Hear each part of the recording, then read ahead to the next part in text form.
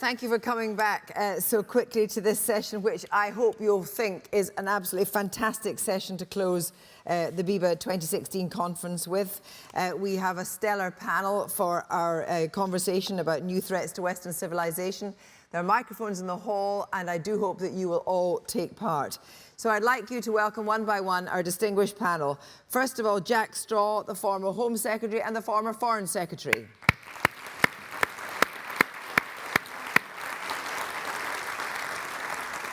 Next, Lord Jonathan Evans, the former head of MI5.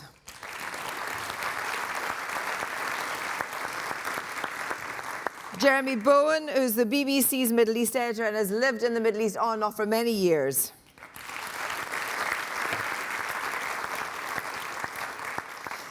And Dr. Simon Moore is a cybersecurity specialist who's also lived in Saudi Arabia and is an expert on many things, including drones.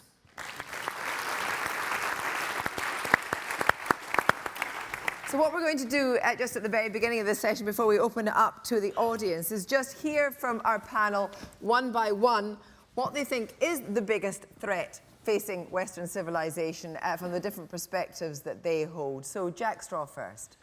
Well, there are many threats, but the one I would pick out is the way in which a perversion of Sunni Islam has become a virus of the mind, and it has gripped the behaviour of a significant number, particularly of young people, but also of ones older than that. And this virus is then used to justify all kinds of outrages on other people, not just on those of different religions, but those who are regarded as heretics within the otherwise noble religion of Islam. Speaking about if you like, the theological challenge is really difficult because one's own religion, and I'm a communicating Anglican, is not something you can have an argument with. You can have an argument with about politics, but you can't say to somebody you shouldn't be a Catholic, you shouldn't be an Anglican, you shouldn't be a Muslim. So challenging it it's difficult, but in my view, if you look at the roots of jihadism, you can't just say, well, it's about the alienation of young people, or it's about the high levels of unemployment. It's part of it, but it's also about this terrifying virus. And its roots go back to Wahhabism, the dominant school of thought for Saudi Arabia, in its more extreme forms. And that branch of Islam has never had the kind of challenge that Christianity had, albeit a very bloody challenge over centuries through the Reformation, to a point where now religion in Christian countries, and many, by the way, many Muslim countries as well, is seen as a private matter, not a public matter.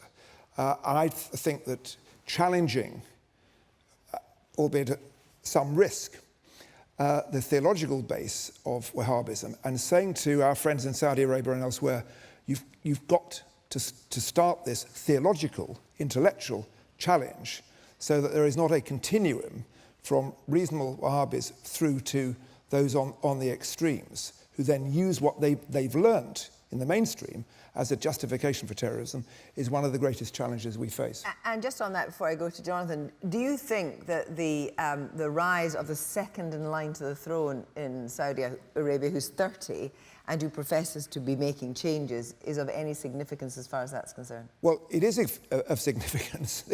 But I mean, I worry about the future of Saudi Arabia. I mean, he's a mainstream Sunni Muslim, but it seems to me there are. I think he's both seeking a level of reform, particularly economic reform, including the privatisation of Saudi Aramco, or semi-privatisation of that, and many other things, whilst at the same time there is a far more aggressive foreign policy, as we saw with the execution of Sheikh Nimr al-Nimr recently, or, for example, their adventure in the Yemen, which I think bodes ill, and the way they are striking off against Iran to a much greater degree than they did when the people like Prince Saud Al Faisal, when in charge of the foreign policy, is worrying to me. Well, Jonathan, I mean, in your former role at MI5, you saw everything, and I'd love to know all the things you saw, but of course we can't know that. But tell me, where do you think the biggest problem lies to Western security? I think the most immediate problem, and the one that's most likely to manifest itself in this country at the moment, is still terrorism. Partly and largely the sort of terrorism that Jack has been explaining, but also it's important to recognise that terrorism is not a one-factor issue. It's not just the problems arising from the jihadist movement. It can also manifest itself in other ways. We've seen that very, very graphically in Norway with extreme right-wing terrorism, and importantly yesterday the threat level to Great Britain from Irish terrorism also went up one notch, and that's an area which in many ways the political problems in Northern Ireland have been to a significant extent, although not entirely, resolved. But there is still a group of people in fragmented little groups who would love to destabilise the political situation there, and there is a slightly increased risk that we will see a resurgence of terrorism back in GB, and we haven't had that for 15 years, but I think we can't discount the other sorts of terrorism. Interestingly, on that other sorts of terrorism, about what actually is in the public consciousness, I looked at the papers this morning on the threat level from Northern Ireland, which has been raised by one notch. It was on page 2 of the Times. It didn't even feature in the Guardian. It never featured in the Telegraph. So why is that?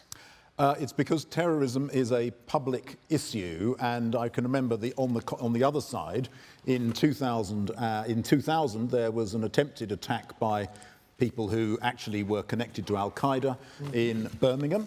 There was large amounts of explosives seized by the police in Birmingham, and there was absolutely no coverage of it at all in the media, apart from in the Birmingham Post, because it didn't fit in with an existing media storyline. If it had been a year later, it would have been top of the news, but because it didn't fit into an existing storyline, people didn't pick it up. Right, well, I'm going to ask Jeremy to answer that in a moment, but let's just go first of all to where you think the threats are. Well, I'll say it's a failure of journalism if people don't pick up stories like that. For me, the story of the last 18 months, and I'm BBC Middle East editor, so I spend half my time at least in the Middle East travelling, and when I'm back in the UK, I'm thinking about it and reporting on it from here.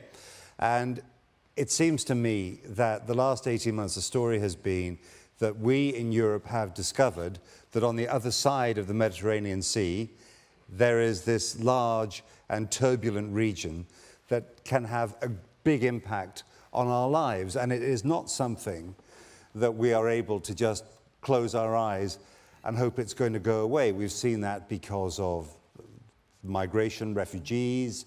We've seen it as well because of the way that issues in the Middle East help fuel terrorism in Europe, in Britain, in France, in Belgium.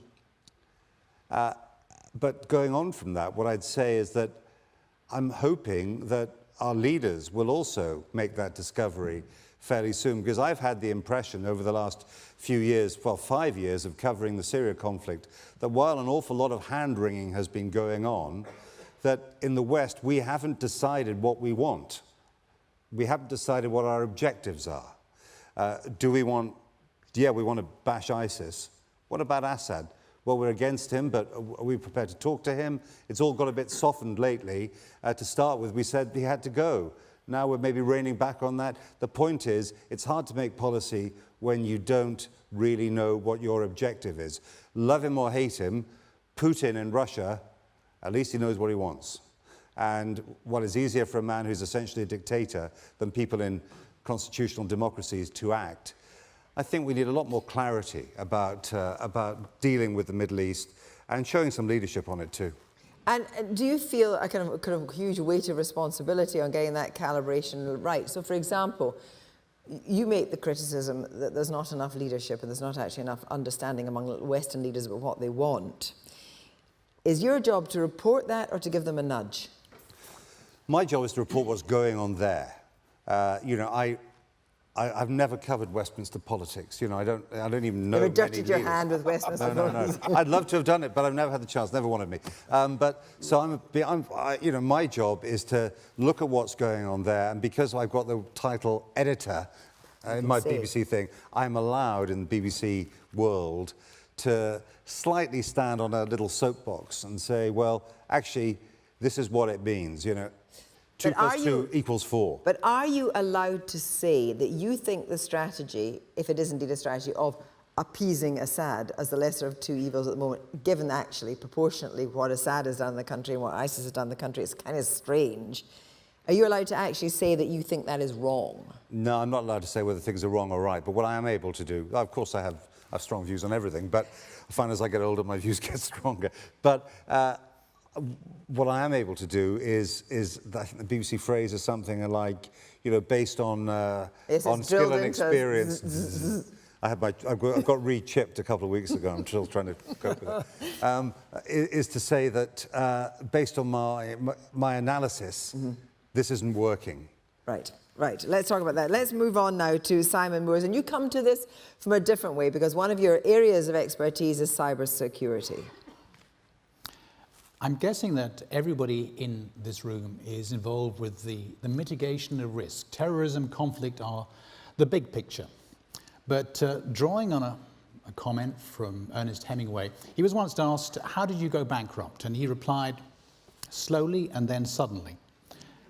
And if we think about the influence and the impact of the internet and the world of cyber on our lives and the companies which many of us advise or look after or underwrite, then that in itself is a major part of the concerns not only to business but to individuals out there. And just to share some statistics, there are about 1.25 new cyber exploits and viruses written each and every day.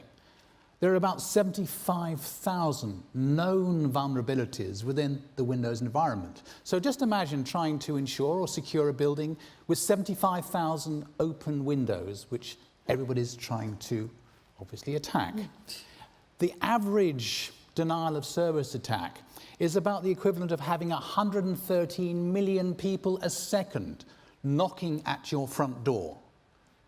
The statistics get much worse than that, but of course we think on our mind about the reputational issues surrounding companies such as TalkTalk and many more out there.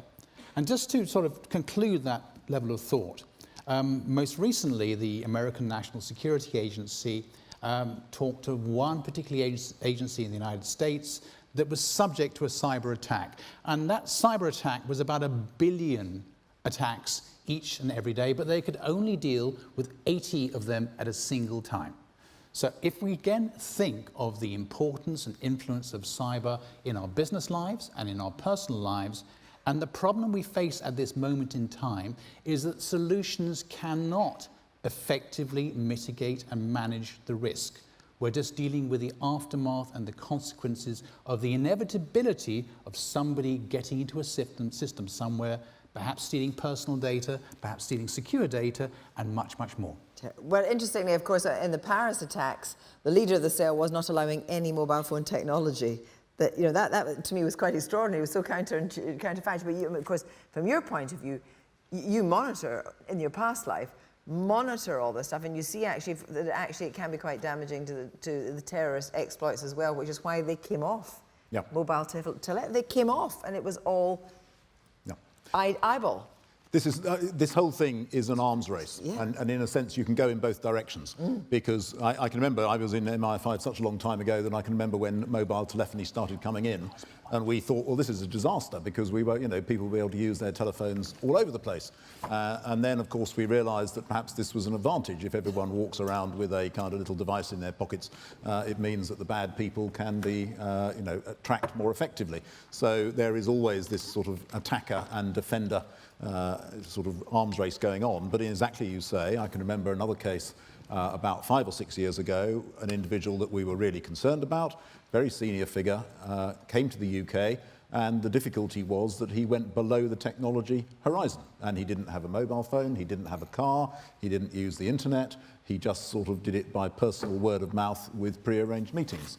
And actually, that's quite an effective way of blindsiding the people who are defending our security. Because you're always looking for the latest technological development rather than undercutting it. Yes, and Jonathan's quite right. We are in an arms race, and very soon and in the future, we're moving much more towards the the artificial intelligence use of, I guess, the exploits that we're seeing today. They're becoming increasingly automated and more intelligent, and the expression is polymorphic as well. And so this arms race will continue to evolve, and that's a danger too. So, but interestingly, on the question of Apple not handing over, it took the American authorities just that bit longer, but they found a geek somewhere who was able to do it for them. So actually, do we just accept that we have no personal security? Well, about our own... I mean, I think you need to accept that, but I personally believe that nonetheless Apple behaved irresponsibly because they intrude into our lives to a far greater degree and with far less control than the national security agencies have, with no... and then they refuse to cooperate with national security agencies, even when plainly people's lives are at risk. And Jonathan and I wrestled with this issue 15 years ago over what became the Regulation of Investigatory Powers Act, about what do you do about encryption. And one of the proposals I had was that you actually had, the encryptors had to file their encryption keys with third parties. That had to be abandoned because it was too much for the market to bear.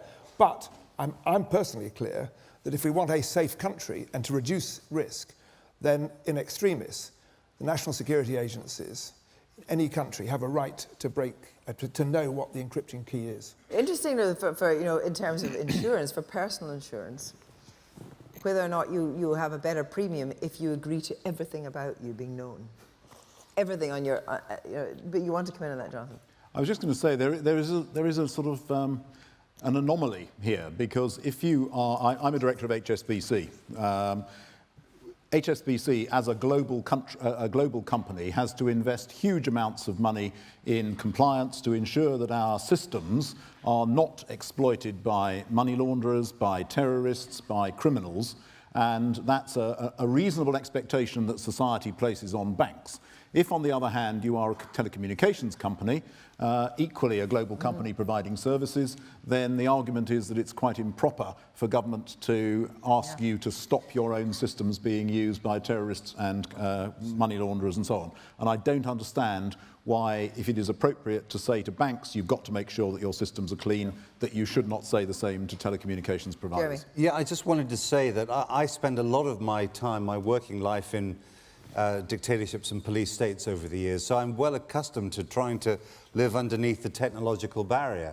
I mean, when I'm very well aware of the power of eavesdropping. So if I'm in Syria, for example, we don't send emails about controversial things. Though I have to say, for the first time we got visas there when the war started. We couldn't get our material out. And I complained to the Syrians. I said, you give us a visa, then you won't let us get the material out. What the hell is going on? They said, it's fine leaving us. It was actually the BBC had closed its firewall to everything coming out of Syria. So we couldn't get on the air that night. But we sorted it out in the end. There's always a way around. That's the other thing, there's always a way around, isn't there? Question first from 1, then 3. Your question, please. Hi, Graham from BIBA. A couple of years ago, I went out to Israel, and so it was an insurance do, I have to say. And I talked to lots of the local people about the tensions that they had there, and it was palpable.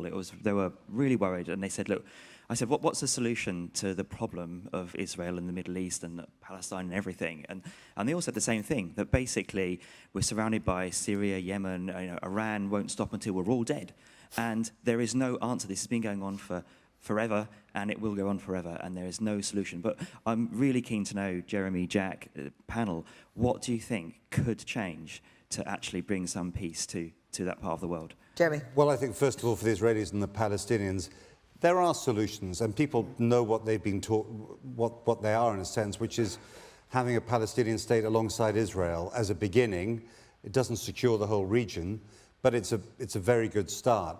There is no chance of progress towards that at the moment, and there won't be with the existing leadership in Israel or the existing leadership among the Palestinians, who are anyway split between Hamas and Fatah.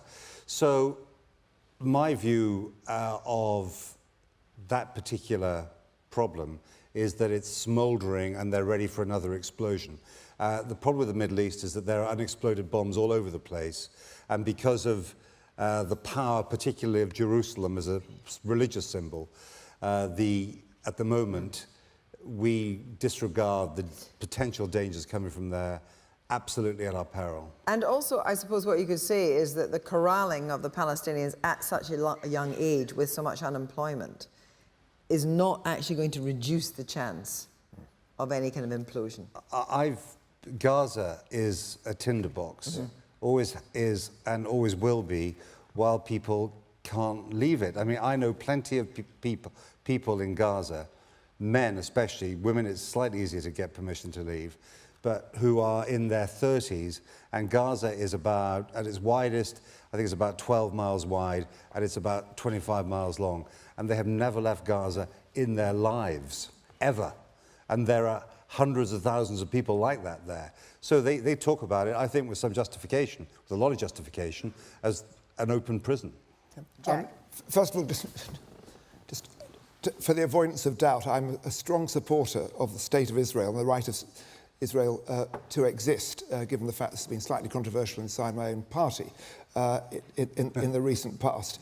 But as Jeremy said, there are solutions. You would, I mean, for sure, if you go to Israel or to Palestine, to the occupied territories, on both sides you find people very worried and very neurotic, and that is absolutely true about Israeli citizens. But I don't know whether you went into you wouldn't have been able to get into Gaza, whether you tried to get into the West Bank, but just to stand at the checkpoints in the West Bank and to see the kind of ritual humiliation that ordinary Palestinians have to go through daily.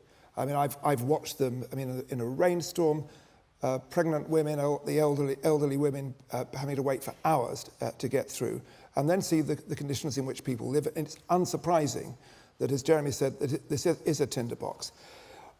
There have been moments of hope, particularly after Oslo, moments of deep depression.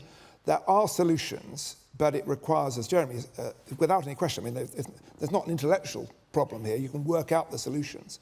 What is not going to happen for a long time is for those solutions to come together, because both Israeli politics has changed dramatically in the last 20 years, because, not least because of migration of people from Russia. It's hardened the nature of Israeli politics, and Palestinian politics has become very divided as well.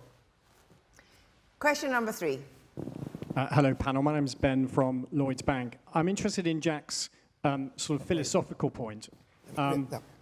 ISIS appear to want to do us and others harm, and it appears to be for sort of ideological reasons. In the short and longer term, what can we and others do to sort of repeal and reduce this threat? And I'm really interested in sort of in practical terms. Well, I mean, there's an immediate policing and security issue about bearing down on this.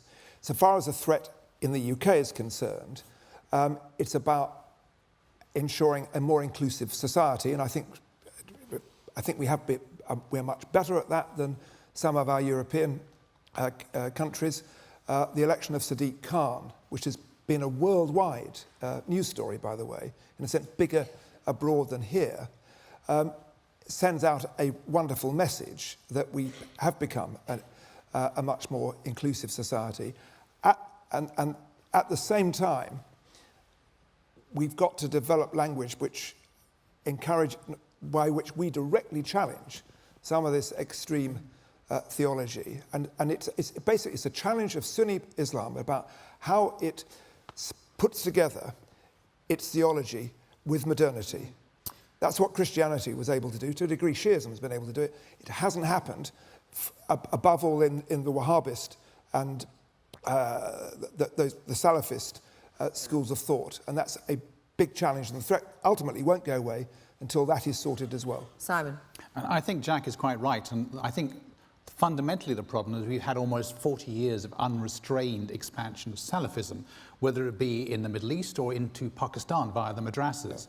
And we can't draw this back now, because having lived and taught in Saudi Arabia, it's that meme, it's that virus which is attractive, it's insidious, and it's very, very difficult to fight through rational argument. I've tried it, and it just doesn't work. And once that's exported, there is almost a limitless number of volunteers and potential opportunities for people to obviously buy into that proposition that goes with Salafism. And we do not have a solution, I believe, at this moment in time, to the problem that it presents. Jeremy. You know, I think that in the looking at things in the region itself, in the Middle East and in North Africa, and what we can do to try and make ourselves safer by making that place better. One of the reasons why countries collapse, why people go for extreme solutions, is because they look around them and they see nothing that works. And I'm not just talking about the infrastructure, the economy, and employment. I'm also talking about institutions. If you're unable to run a business because you can't get a contract that can be honoured and, if necessary, upheld in a court, then you're going to become very dissatisfied with the kind of life that you're forced to lead. And so, yeah, I think that one way that we can try and help from the British point of view, and this is a long-term thing, it's not going to be possible next week, next month, or maybe even next year, is do all that we can to try to do things like eliminate corruption, not add to it ourselves by making, you know, London a great slush fund for everybody who wants to get rid of any dirty money as well, and try and help build up. And it's a long generational fight to do these things, but I think it has to be started, it has to be done. I know things are already being done, because without it, countries will continue, under the other pressures they're under, to deteriorate. Jonathan. At the more pragmatic level, more practical level, the British counter-terrorism strategy has got 4 elements to it, and actually it's stood the test of time pretty well. The first one is pursue, which is to say, you know, we know that there are people out there who are wanting to attack us, so we need to find out who they are, and we need to stop them, get them arrested or whatever. And that's, you know, daily work for police and security services and so on. The second is protect. We know that there are bits of our critical infrastructure, public places, etc., which are vulnerable to attack. So what can we do to reduce that vulnerability? And I'll give you a very practical example. For the Olympics in 2012, you remember the velodrome, which had that big attractive arc at the front. We did tests and realised that if there was a lorry bomb on the road behind it, the cladding would have fallen off and landed on the people going in and out. So what you do is re-engineer the cladding so that if there is an attack, it doesn't actually fall off and kill everybody. So you can reduce the vulnerability in the environment to attack. The third one is that on the assumption that something will go wrong, you'd better make sure that you can respond to it and put it right again as quickly as possible. So preparing the response to attacks. And finally, the most difficult one, which is this question of prevent, which is how do you actually stop people wanting to go down this path? And that, I mean, that's the most important, but it's also the most difficult. Do you think that I mean, not that the services are up to the job, but do you think you are recruiting a kind of more, a disparate enough type of young officer? Yeah. I mean, certainly my old service is now a very young service because of the amount of recruiting. And that's a good thing, because it means you get it's full of millennials who are more sort of comfortable with technology and so on than us old fogies, which is probably wise. We also recognise that just operationally, you can't run a security service trying to stop the sort of jihadist attacks if it's full of people who look and sound like me, because we kind of stick out in the environments where these problems are emerging. So we have tried very, very hard to recruit people from those communities. And actually one of the big successes is the extent to which people are willing to work from those communities within the security service at some risk to themselves, because they believe that what the extremists are doing is bad, not just for their own community, but for the country more widely. Questioner 2, please. Microphone 2. So I'm going to try and articulate this without stuttering. Sorry? I'm going to try and articulate this without stuttering. Referring to what you earlier referred to, the media, you keep referring to like the Middle East and even Russia. what responsibility do the media have? Because obviously with like right-wing press, they can bring up like the uprising of like EDL and right-wing domestic terrorism, as well as obviously Middle Eastern terrorism attack. What about internally, and what responsibility do the media have to stop basically loads of right-wing nutters going around and, you know, like the, the uprising of like domestic terrorism, racism, for example, the EDL, people going out as an almost counter-attack, you know, we're getting Middle Eastern terrorism, people creating their own terrorism. What countermeasures would the country have? I think it's about fair reporting, isn't it? Yeah, I think so. You know, the thing about trying to report what's going on is that quite often you report things that aren't very pleasant.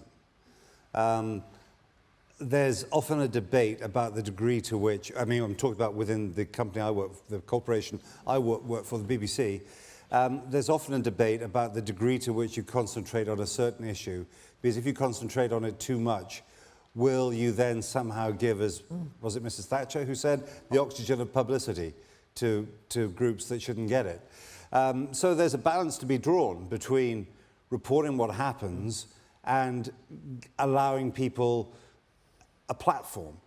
I personally think that you should report what happens, and you should talk to the people who have abhorrent views and challenge them about those views. And that is the way to convince people that these views are not particularly good. You don't get that effect, I think, by just closing your eyes, closing your ears and ignoring them.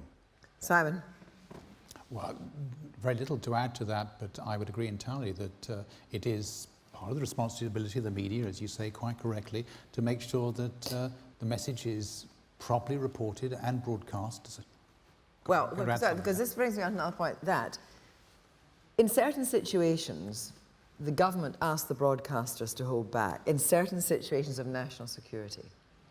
Now, in a way, when all your media was identifiable, that was fine, I suppose. But now, with digital and with online, and we've got a plethora of new services starting up all the time, so... Well, I mean, if it's we haven't for 30 years done what...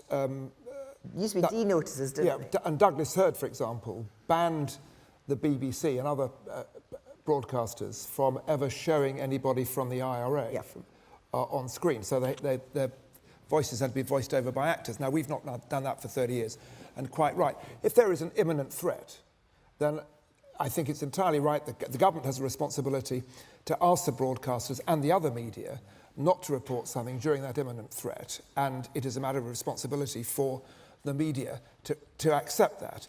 But it has to be used very sparingly, and there is quite a fine line between that and asking essentially using that as a cover for censorship.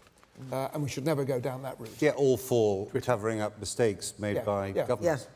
Exactly, yeah. Well, I was just going to add, I mean, the problem is that we have the official responsible media, but like yesterday, the scandal over a young woman in France committing suicide and having that filmed on Periscope, that's instantly out there, it's streamed, and anything else on Twitter is instant, and so therefore you can argue governments have lost control. But also, extremist groups are very adept at using the media. YouTube, yeah. But also, the media was used to very good effect at the last Iranian uprising, wasn't it? When actually it was social media that helped people get together. It connects people throughout, and also in the Arab uprisings of 2011, social media was important in trying to get people together, help them organise.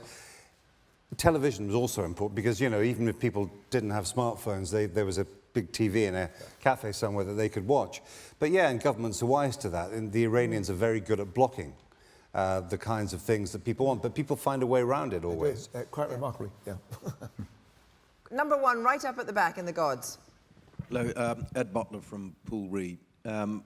I wonder if the panel could comment on the terrorist use of unconventional weapons, and I'm really thinking of dirty chemical and dirty radio devices, but also, probably more for Simon, their ability to go to a destructive level through the cyber domain. Yeah.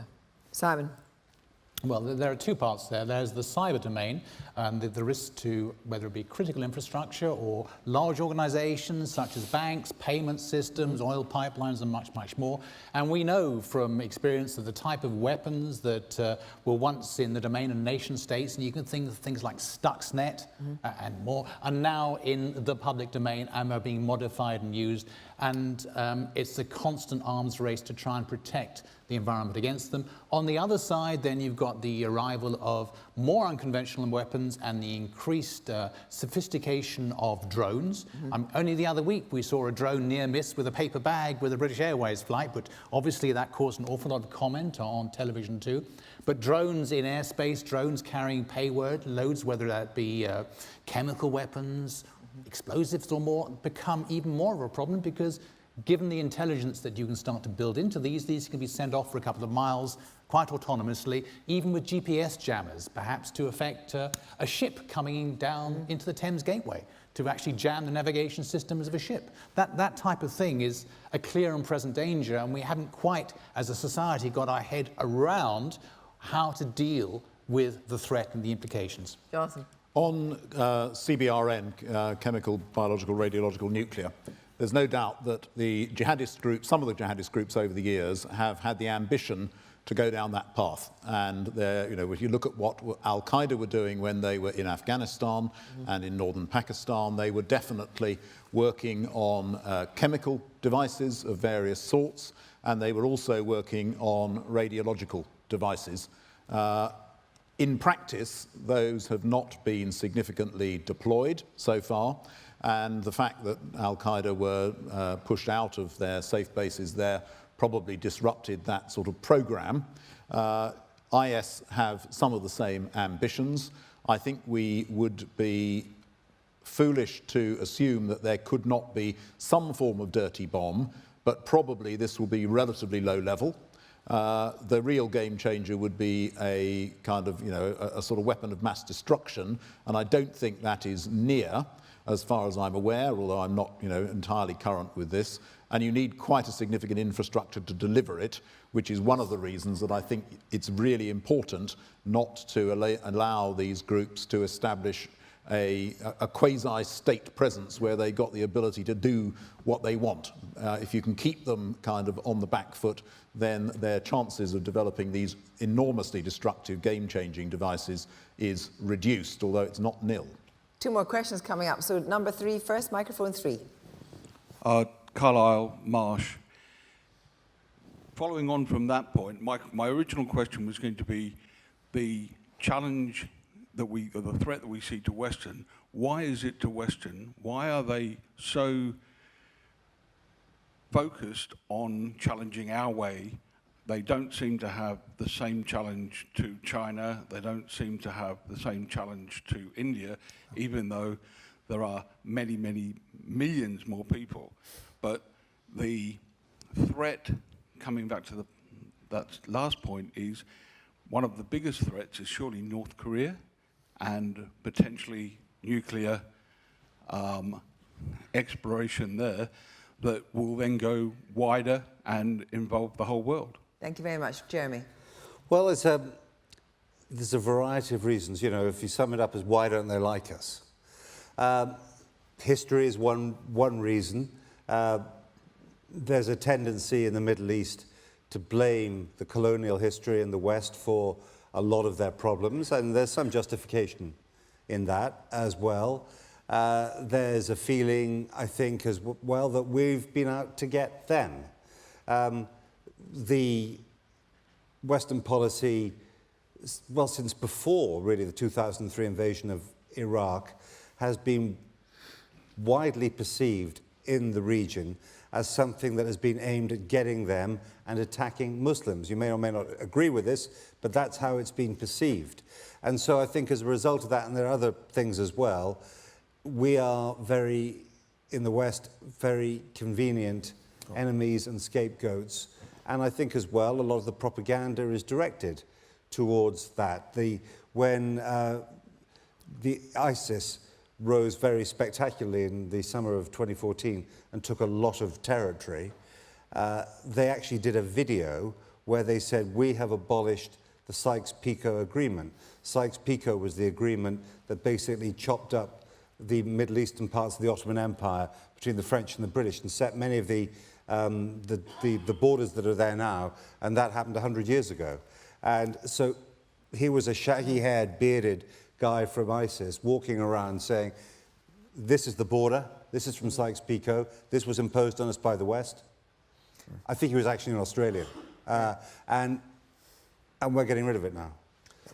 Just to say, I mean, I agree with everything Jeremy said, but don't get the idea that this kind of terrorism is only taking place in the West. Because in Pakistan, in India itself, in Bangladesh, in Indonesia, they face really serious terrorist outrages. And they just are less reported than they are here. I mean, often by extremist Muslim on moderate Muslims. Huge one yesterday in Baghdad. Yeah. Question number 4, please. Just here, John Warburton, Clear Insurance Management. At the moment, we've got another force of extremism in the world other than Islamic terrorism, which is a kind of nativist, anti-free trade sentiment. Donald Trump, obviously the biggest manifestation of this in the US. We've also got the more extreme end of Brexiters are in that direction. Do you see a threat for our security in terms of how that sentiment is reflected into the Islamic world, but also a general threat to institutions and to the sort of liberal settlement that we've had since the end of the Second World War as a result of all these trends at the moment that seem to be against free trade and against the global world? Jonathan? Yeah, I do, actually. I think it's worrying because I think we assume that the sort of liberal society that we have enjoyed for the last, most part of the last sort of 70 years plus is kind of how things are. But it doesn't have to be like that. And if you look historically and if you look globally, there are a lot of parts of the world that don't have that. And you don't have to look all that far, even into some parts of Eastern Europe, to find that there are really serious challenges to the assumption about the way in which we should run our societies. And we should be very cautious about playing too fast and loose with it, because we could inadvertently lose it. It's a bit like the Hemingway quote, which I hadn't heard before, which I thought was very good. Slowly, slowly, slowly, and then very quickly. And that's what worries me, because I think that would be a huge disaster for us, which we're not necessarily alert to. I was going to add that we are wobbling towards protectionism, but we can't ignore the figures. For example, in sub-Saharan Africa, by 2025 or so, maybe 250 million people looking for an opportunity elsewhere, and that's probably going to reinforce that concept of protectionism. We've got time for one more and quick answers, so I'll take number 2, please. With Russian bombers off our north coast, Russian involvement in Ukraine and their extensive bombing campaign in Syria, how dangerous is Russia? Jack? Well, it's become more dangerous, without any question, as President Putin has shifted his position and is less interested in rapprochement with the West, which is where he was 10 or so, 15 years ago.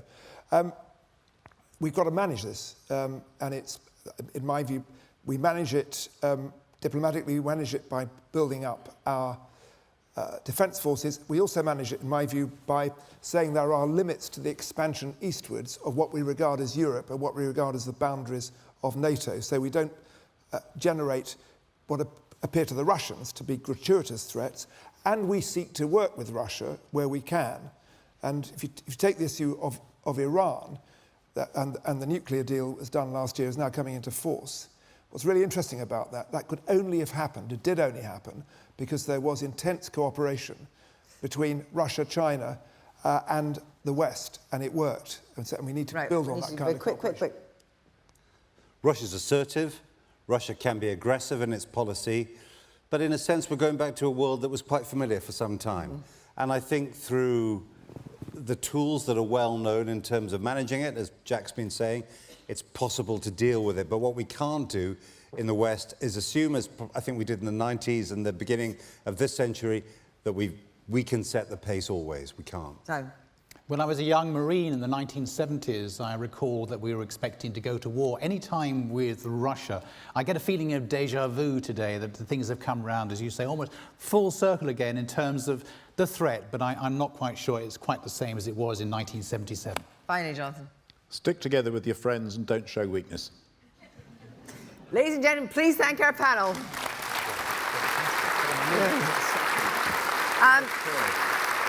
Ladies and gentlemen, I hope you've had a stimulating and enjoyable 2 days.